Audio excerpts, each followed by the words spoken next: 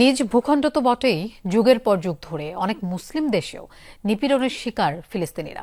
রাজনৈতিক প্রেক্ষাপট আর পালাবদলে বিভিন্ন সময় দেশ থেকে দেশে বিতাড়িত হতে হয়েছে লাখ লাখ ফিলিস্তিনি শরণার্থীকে।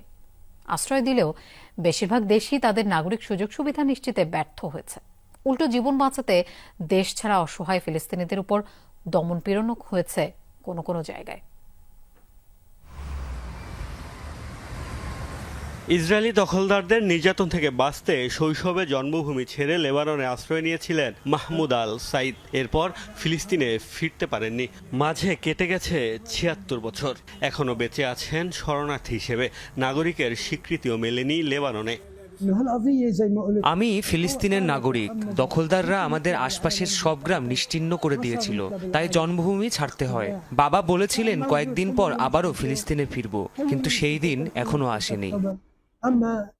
মাহমুদ আল সাইদের মতো হাজার হাজার ফিলিস্তিনি জন্মভূমির মায়া ত্যাগ করে গত ৭ দশকে আশ্রয় নিয়েছেন লেবানন সহ মধ্যপ্রাচ্যের বিভিন্ন দেশে।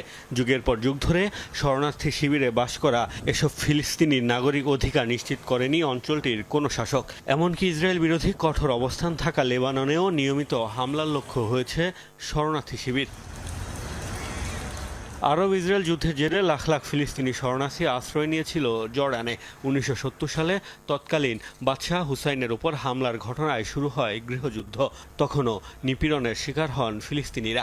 হাজার হাজার শরণার্থীকে বের করে দেয়া হয় জর্ডান থেকে। কুয়েতকে একসময় ভাবা হতো ফিলিস্তিনি নেতা ইয়াসির আরাফাতের অন্যতম পৃষ্ঠপোষক। ইরাকের সাথে যুদ্ধের সময় এই নেতার সাথে দূরত্ব তৈরি হয় দেশটির। পরবর্তীতে যুদ্ধে ইরাক পরাজিত হলে বিপুল সংখ্যক ফিলিস্তিনিকে বিতাড়িত করা হয়। মিশরেও মুসলিম ব্রাদারহুডের পতনের পর অধিকার বঞ্চিত হয়েছে ফিলিস্তিনিরা। বলা হয় প্রেসিডেন্ট সাদ্দাম হোসেনের সময় সবচেয়ে বেশি সুযোগ সুবিধা পেয়েছিল ইরাকে বসবাসরত ফিলিস্তিনিরা। সাদ্দামের পতনের পর শিয়াপন্থী গোষ্ঠীগুলোর নিপীড়নের শিকার হতে হয়েছে তাদের।